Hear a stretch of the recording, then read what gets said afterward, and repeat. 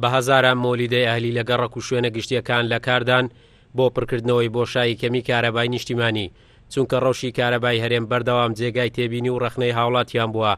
ئێستا وەزارەتی کارەبای هەرێم پشتی بەکەرتی تایبەت بەستووە بۆ دابینکردنی وزەی کارەبای پێویست.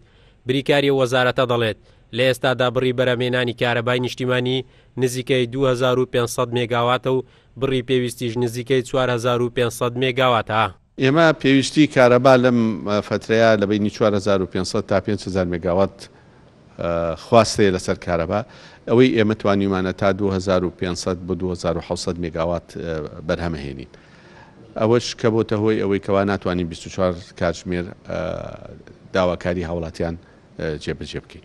هەرێمی کوردستان خاوەنی دایان بەنداوە جگە لە دەربەندی خان و دوکان کە بڕی دیاریکراوی کارەبا بەرهەم دێنن. لەم ساڵیش مۆلیدە هەلیەکان پاڵپشتی وەزارەتی کارەبایان کرد تا بتوانن بڕی پێویستی کارەبا بگێنن بە هاوڵاتیان. شارەزایەکیش سێکتەری کارەبا ڕایوایە نەبوونی پلان و بەرنامە بۆ بەرهەمێنان و دابەشکردنی کارەبا هۆکاری کەمبوونەوەی کارەبایە. نتوانیوە بێ کۆمەڵک شتی تریشێ نتوانیوە بێ ڕوبەڕووبیەوە بۆ نمونە دەی باسی سزادانی هاوڵاتی دەکەی لە بەرەوەی سەرپێچی دەکەن، بەڵام کۆمەڵک مەسئولین لە باخەکانیان لە شوێنە گشتیەکانیان کارەبا بەکاردێنن و ئێمە بەڵگەشمان لەلایە کە بە دینارێک کارەباش نادەن. قسە و دەنگۆیشتر لەسەرەوەی هەیە کە کارەبای هەرێمی کوردستان دەفرۆشێتەوە شوێنان، یعنی لە خۆمان زیادە دەفرۆشێتەوە شوێنان. ئەمە بەڕاستی پێویستی بەداتە، ئەمە حقیقەتە. ئەمە یعنی تاوەکو ئێستا من وەکو خۆم هیچ بەڵگەیەک و هیچ داتایەکم لە بەردەستیدانی کە هەرێمی کوردستان کارەبا بفرۆشێتەوە. ئەگە من ڕاست بێمە بە خۆی کارەساتێکە.